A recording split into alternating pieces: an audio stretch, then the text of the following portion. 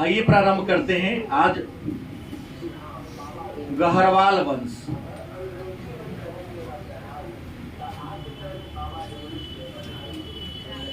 गहरवाल वंश यह उत्तर भारत का एक क्षेत्रीय राजवंश है।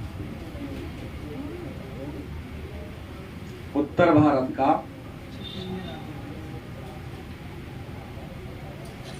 क्षेत्रीय राजवंश। गहरवाल वंश की स्थापना किसने किया? तो गहरवाल वंश की स्थापना चंद्रदेव किसने किया था?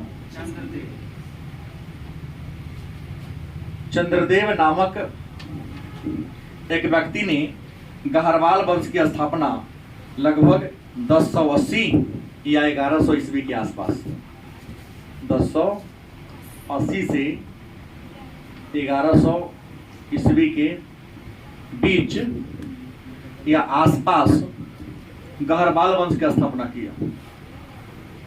जहां पर गहरवाल वंश उत्तर भारत में जहां पर गहरवाल वंश का शासन था, इससे पहले यहां पर गुर्जर प्रतिहार था। मतलब गहरवाल वंश गुर्जर प्रतिहार के सामंत थे। मतलब उनके नियंत्रण में, उनके अधीन रहकर काम करने वाले क्या थे? राजा थे। और इस वंश के राजाओं ने काशी महाराज, गहरवाल वंश के राजाओं ने काशी महाराज की क्या किया था? उपाधि निर्धारण किया था। काशी महाराज कहे तब या काशी नरेश कहे तब। तो गहरवाल वंश उत्तर भारत का क्षेत्रीय राजवंश था। 1080 या 1100 ईस्वी के आसपास चंद्रदेव नामक एक व्यक्ति ने गहरवाल वंश की स्थापना किया था। गहरवाल वंश थे कौन? तो गुर्जर प्रतिहार वंश के शासनकाल में गुर्जर प्रतिहारों का क्या था? संबंध था। और आपको बता दें मूल रूप से इनका निवास कहाँ था? तो ये मूल रूप से निवास करने वाले थे बनारस।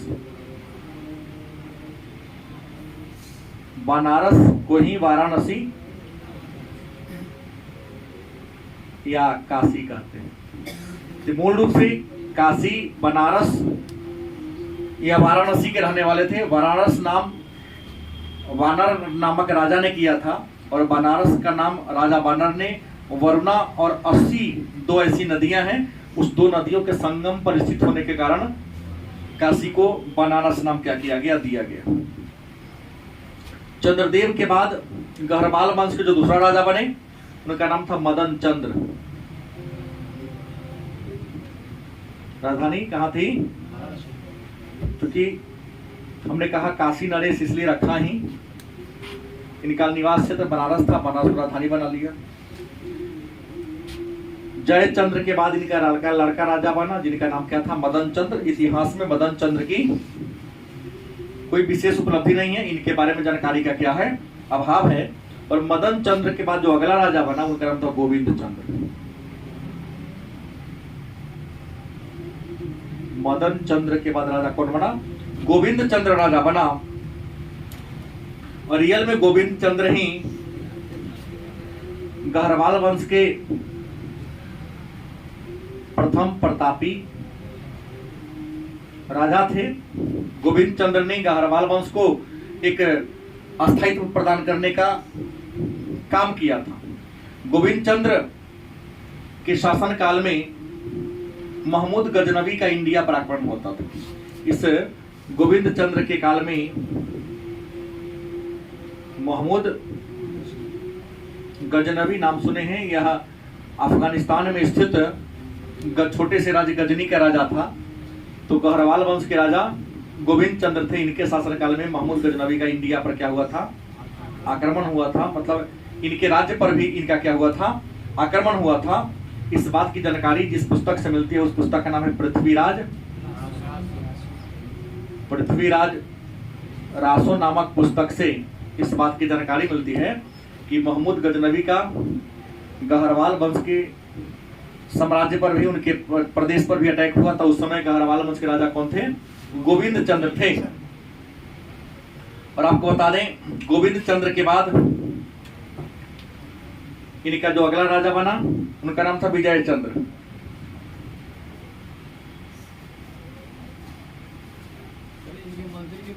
हाँ बता रहा हूं, ठीक है। गोविंद चंद्र के बाद इनका बेटा राजा बना विजय चंद्र। जैसे मदन चंद्र के बारे में जानकारी का क्या है, अभाव है, वैसे ही विजय चंद्र भी मदन चंद्र के ही समान थे, जिनके बारे में जानकारी का पूरा पूरा क्या है, अभाव है। कहावत एक और बात कहता है कि गोविंद चंद्र के दरबार में इनका एक मंत्री रहता था, नाम था लक्ष्मीधर। क्या नाम था? लक्ष्मीधर इनका मंत्री था, जिन्होंने कल्पद्रुम, यही ना, हाँ, मृत कल्पद्रुम या सीधे कल्पद्रुम भी कह सकते हैं। कल्पद्रुम नामक कानून की पुस्तक लिखी थी। चल सकता है।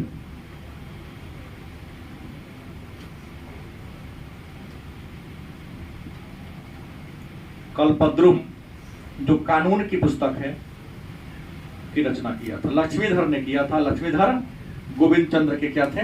मंत्री थे। यह कानून की पुस्तक है। गोविंद चंद्र के बाद कौन राजा बना? विजय चंद्र। और विजय चंद्र ऐतिहासिक उपलब्धि नहीं है। विजय चंद्र के बाद जो इस वंश के राजा बने, जिनके बारे में ज्यादा उपलब्धि है, नाम है जयचंद्र। और जयचंद्र आपको बता दें गहरवाल वंश के अंतिम राजा थे। और गहरवाल वंश के अंतिम राजा थे। इन्होंने सेन वंश के राजाओं को युद्ध में क्या किया था? हराया था।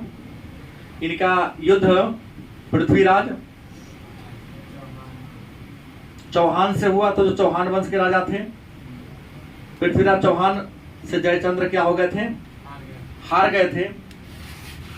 पृथ्वीराज रासो पुस्तक जो पृथ्वीराज चौहान के दरबार में रहने वाले उनके दरबारी कवि चंद्रवरदाई के द्वारा लिखा गया है। उस पुस्तक से जानकारी मिलती है कि जयचंद्र की बहन थी, बेटी नहीं बहन थी, नाम था सुनियोजिता। पुत्री है।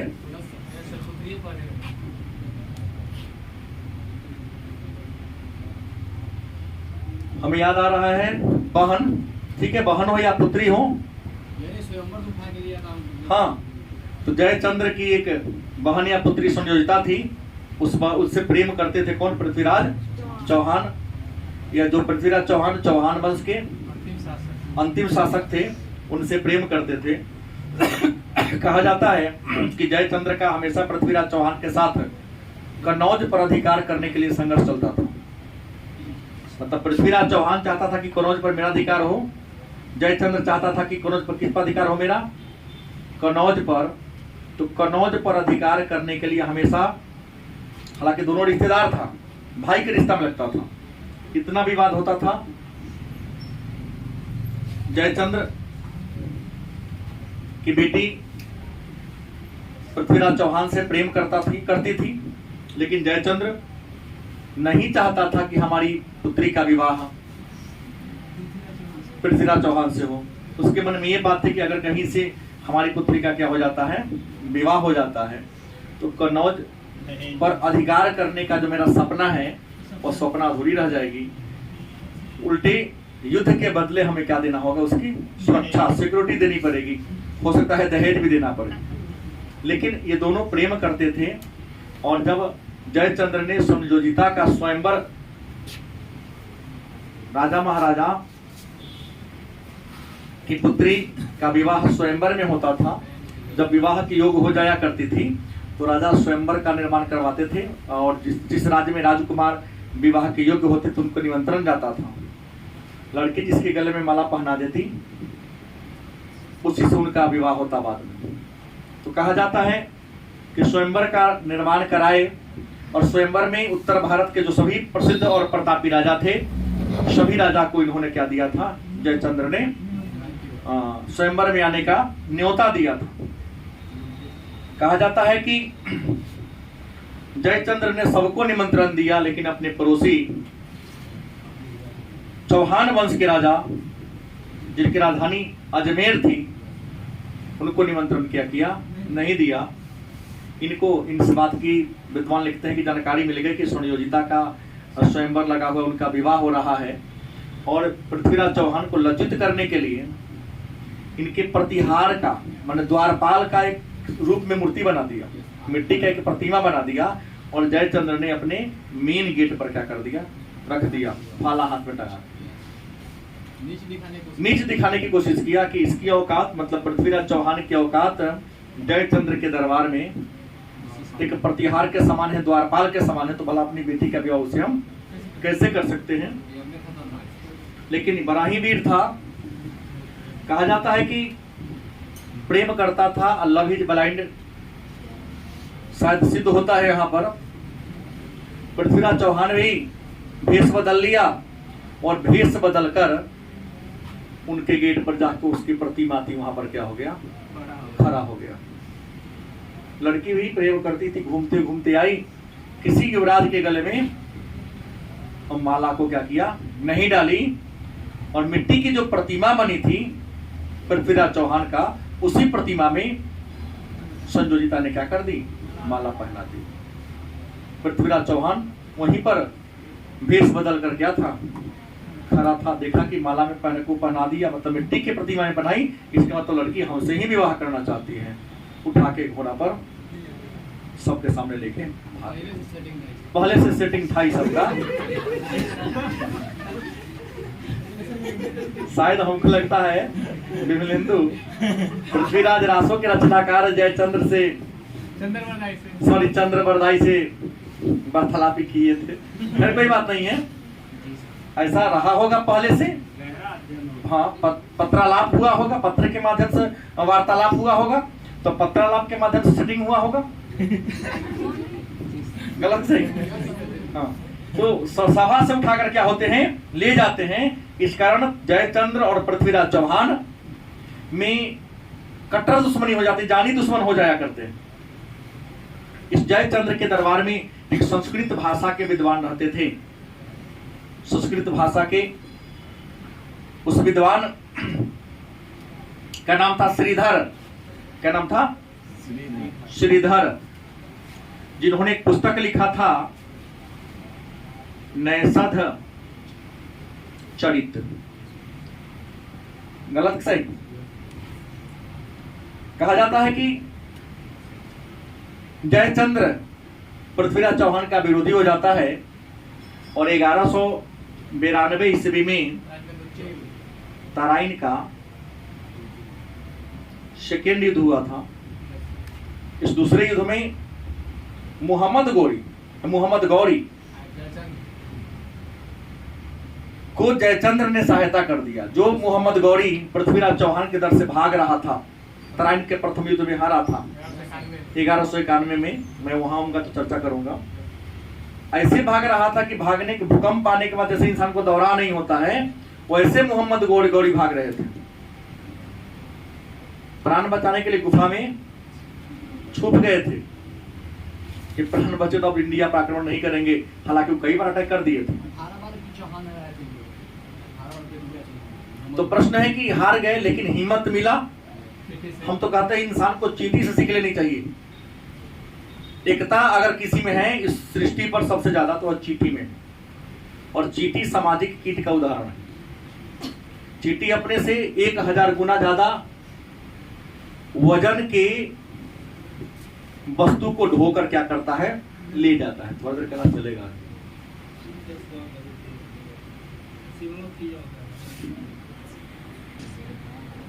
चर्चा कर रहे थे कि तराइन के जो दूसरा युद्ध हुआ था 1192 ईस्वी में, जयचंद्र और पृथ्वीराज चौहान और मोहम्मद गौरी के बीच। तो पहले युद्ध में पृथ्वीराज चौहान ने मोहम्मद गौरी को हरा दिया था। वो तो परेशान हो गए थे कि हम इंडिया में रहने वाले नहीं। उससे पहले भी एक छोटे से बालक से हार गए थे वो। हालांकि कई युद्ध में जीता भी उन्होंने, लेकिन एक चींटी को देखा, एक पहाड़ पर 17 बार 16 बार चढ़ा, गिर जाता था, 12 बार चढ़ता था, गिर जाता था। 17वीं बार हिम्मत जुटा के चढ़ा तो क्या कर गया, पार कर गया। वही देखकर इनके मन में जुनून हुआ कि हम तो भी कौमें एक बार हारे हैं इससे, चींटी तो 17 बार प्रयास किया। मतलब इंसान अगर प्रयास करे, असंभव कुछ भी नहीं। युद्ध में तो जय और पराजय होता ही रहता है। पराजय के डर से हम युद्ध ना करते कभी जय नहीं होंगे। और याद रखेंगे, हारता वही है जो जीतने की कोशिश करता है। डर से कि हम मैदान में खड़ा नहीं होंगे, हम कहीं हार गए तो कभी जीतेगा भी। क्योंकि जिसके अंदर हारने की हौसला है, जीत का सपना वही देख सकता है। हिम्मत मिली उसी समय। ये तो पस्त हो गए थे, लेकिन जयचंद्र जाके मिला अपने दुश्मनी का बदला लेने के लिए। कहा जाता है कि लड़ाई हुआ तराइन का दूसरा युद्ध। एक तरफ जयचंद्र और मोहम्मद गोरी की सेना, दूसरी ओर पृथ्वीराज चौहान। चूंकि दोनों एक दूसरे की कमजोरी को जानता था, तो जयचंद्र के सहयोग से मोहम्मद गौरी ने तराइन के दूसरा युद्ध में पृथ्वीराज चौहान को क्या कर दिया? पराजित कर दिया। पराजित करके उसको बंदी बना लिया, कारागार में डाल दिया। कुछ विद्वान कहते हैं कि कारागार में बंदी बनाते उसका आंख निकलवा लिया था। सारा काम इसके कहने पर उसने किया। वो तो एक बार में हत्या ही कर देता, कहा कि नहीं, इसको आंख जिंदा रखना है, तड़पते हुए देखना मैं चाहता हूं। लेकिन मोहम्मद गौरी उच्च कोटि के राजनीतिज्ञ, कहा कि जो अपना बहनोई के नहीं होगा, जो अपना दामाद के नहीं होगा, वो मेरा क्या होगा? गलत से जो अपने का नहीं होगा वो दूसरे का क्या होगा? 1100 जितना काम निकालना था निकाल लिया। और 1194 में एक लड़ाई लड़ा, चंदावर का युद्ध। और चंदावर का युद्ध मोहम्मद गौरी और जयचंद्र के बीच हुआ था। इस युद्ध में मोहम्मद गौरी ने जयचंद्र को क्या कर दिया? पराजित कर दिया। और जयचंद्र की क्या होती है? हत्या हो जाती है। इस तरह से चंद्रदेव के द्वारा स्थापित गहरवाल वंश का भी क्या होता है? अंत हो जाता है। गहरवाल वंश के बाद एक और वंश के बारे में चर्चा हम लोग करेंगे, चौहान वंश। कुछ लोग इसको चहमान भी कहता है। चहवान, चौहान या चहमान वंश भी कहता है। और चौहान और चहमान वंश तो जाओ वह दिल्ली और राजस्थान, दिल्ली और राजस्थान तक चौहान या चहमान वंश का साम्राज्य था। इनका शासन का इलाका था। और इनकी राजधानी की बात करें, राजधानी कहां थी? अजमेर। राजधानी कहां थी? अजमेर थी। और इस हम जिस चौहान वंश के बारे में हम पढ़ने चल रहे हैं, इसको शाकंभरी चौहान कहा जाता है। शाकंभरी चौहान भी कहते हैं, क्योंकि चौहानों की कई शाखा थी।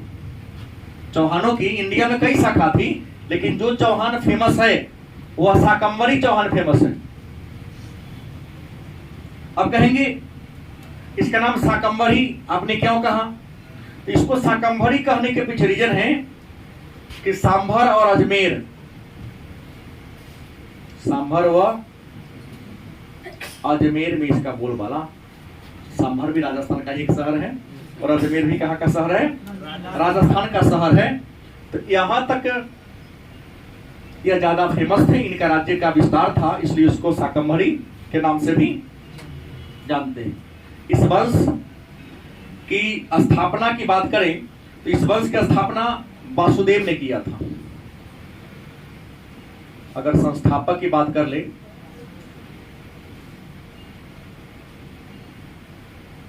चौहान वंश के संस्थापक कौन थे?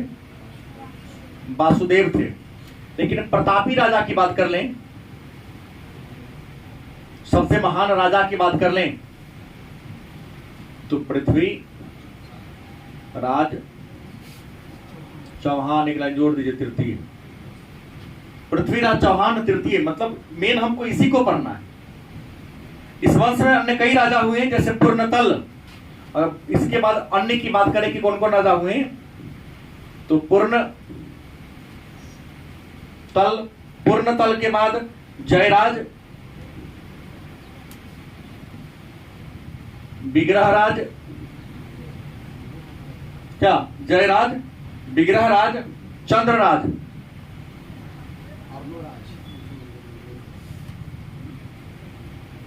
अर्णव राज, इसके बाद गोपराज,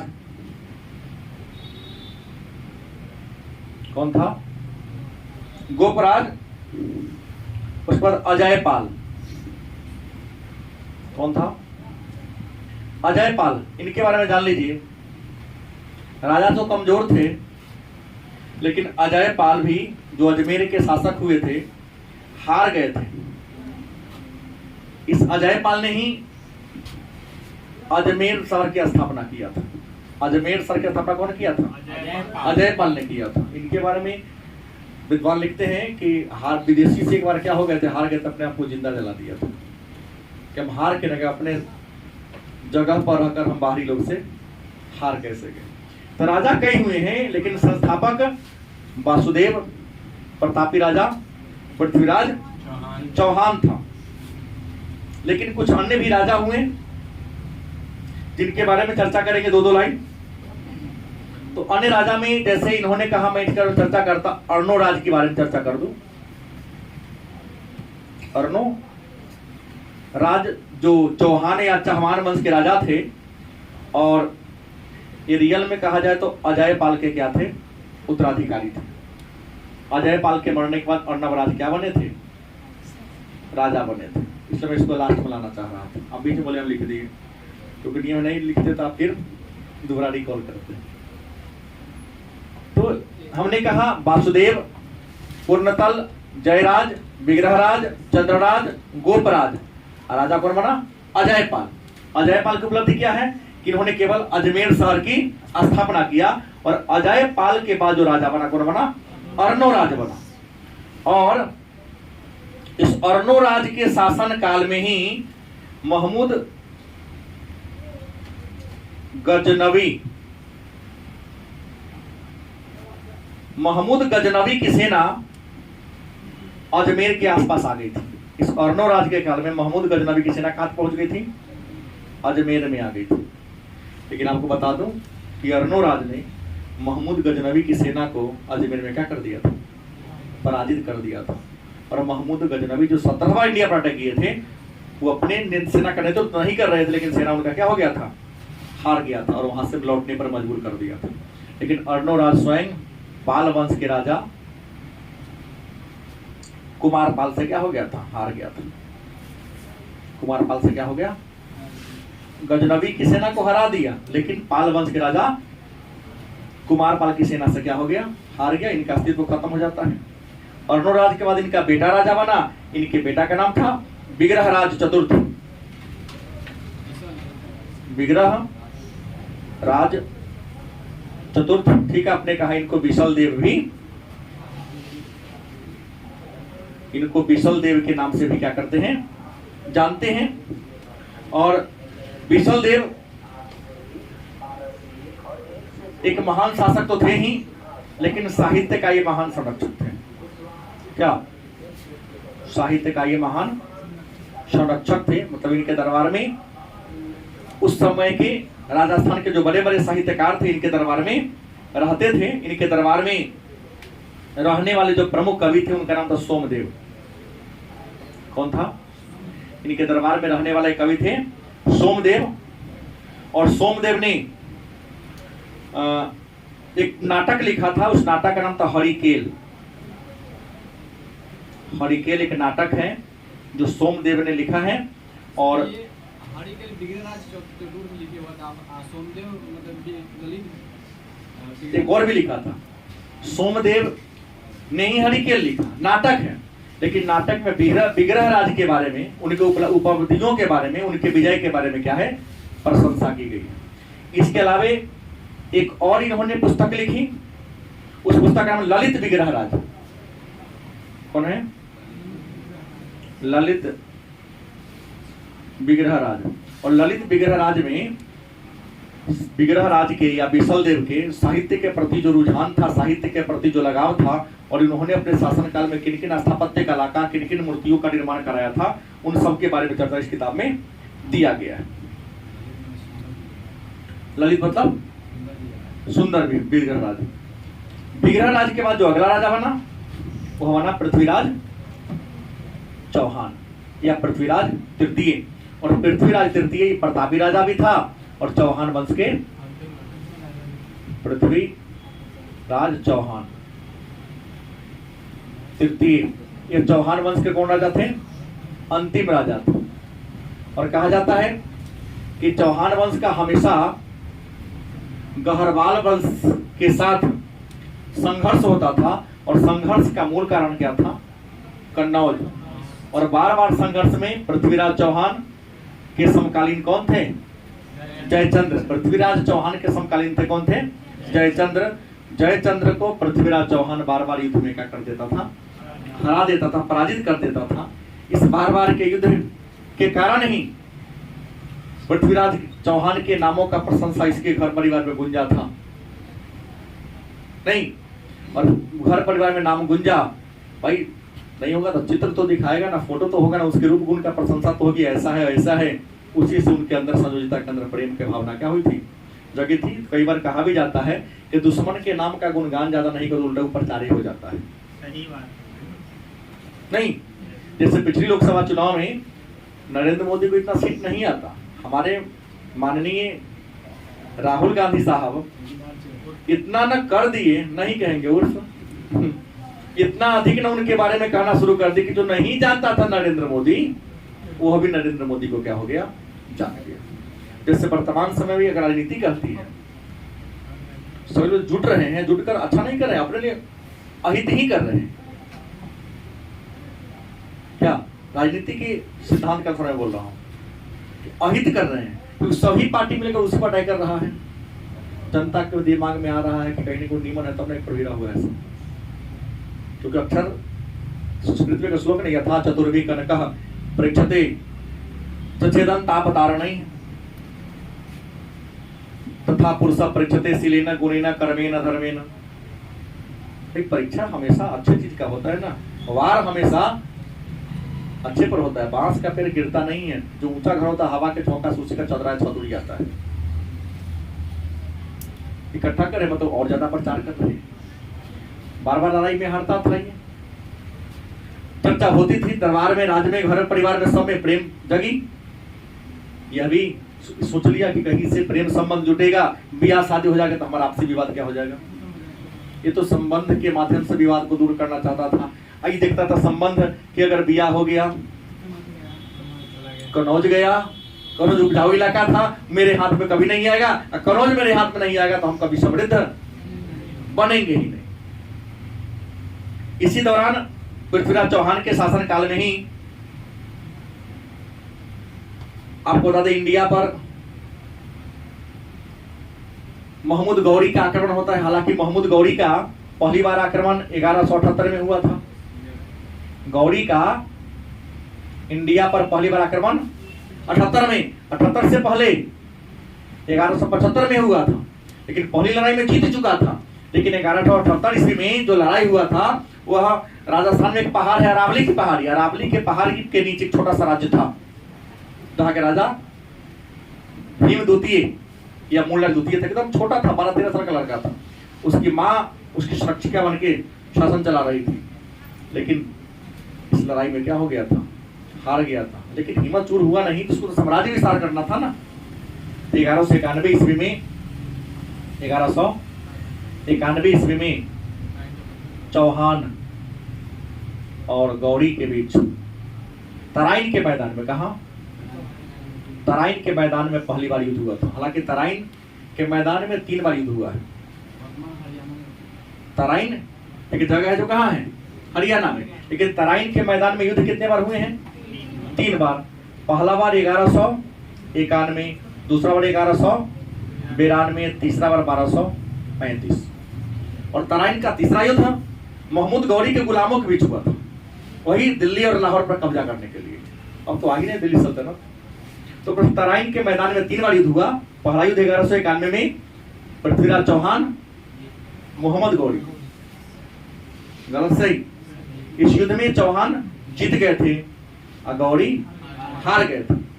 लेकिन तराइन का दूसरा युद्ध 1192 में मोहम्मद गौरी, पहले नाम क्या लेंगे? मोहम्मद गौरी, सहयोग किया था जयचंद्र, और किसके बीच? पृथ्वीराज चौहान के बीच हुआ था। इसमें मोहम्मद गौरी जीत गए और चौहान क्या हो गए?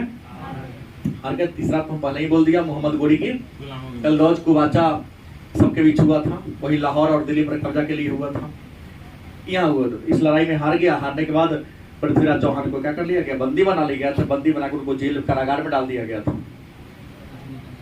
जयचंद्र के कहने पर पृथ्वीराज चौहान का आंख निकाल लिया जाता है, लेकिन इनका सबसे प्रिय मित्र था चंद्रबरदाई। चंद्रबरदाई इनका सबसे प्रिय मित्र था। मित्र से दुख देखा नहीं गया। इस बात की चर्चा पृथ्वीराज रासो में लिखा हुआ है। हालांकि हिंदी साहित्य के विद्वान पृथ्वीराज रासो के प्रामाणिकता पर उंगली उठा देते हैं कि शायद वह काल्पनिक ग्रंथ है, लेकिन काल्पनिक हो या वास्तविक हो, चंद्रबरदाई पृथ्वीराज चौहान के दरबारी कवि थे, उनके मित्र भी थे। पृथ्वीराज रासो को किताब लिखे। जब जयचंद्र ने पृथ्वीराज चौहान को जेल में बंद कर दिया, उनकी आंखों निकलवा लिया, तो चंद्रबरदाई सुल्तान मोहम्मद गौरी के दरबार में गया, उनसे विनती किया कि महाराज आप उनको फांसी दे ही देंगे, क्योंकि जिंदा तब तक रखा था जब तक जयचंद्र जिंदा था। जयचंद्र को हरा के सोचा क्या मार देंगे, पता चल गया इसको क्या मार ही देगा। तो चंद्रबरदाई मोहम्मद गौरी के दरबार में गए, कहा कि भाई पृथ्वीराज चौहान के पास एक चमत्कारी गुण है, एक ऐसा गुण है जो आज तक आपने देखा, क्या होगा? नहीं होगा। उस करिश्मा को क्या करिए आप देख लीजिए, उसके बाद जो सजा देनी है आप दे दो। का करिश्मा करना क्या है? तो करिश्मा कुछ नहीं है, एक बड़े से फील्ड में एक दो मंच बनाइए और बिना आंख रख के भी निशाना लगा देते हैं। शब्द के अनुसार बाण चलाने की क्षमता थी किसके पास? पृथ्वीराज चौहान के पास।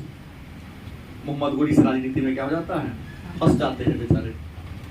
एक बड़े से फील्ड में दो मंच बनता है, एक मंच पर बिना आंख वाले पृथ्वीराज चौहान को तीर धनुष हाथ में धरा के बैठा दिया जाता है। सामने हूबहू मोहम्मद गौरी को एक सिंहासन में बैठाया जाता है, और वहीं पर मोहम्मद गौरी सामने बैठे थे। इधर कौन? चौहान, और उनके बगल में खड़ा कौन थे?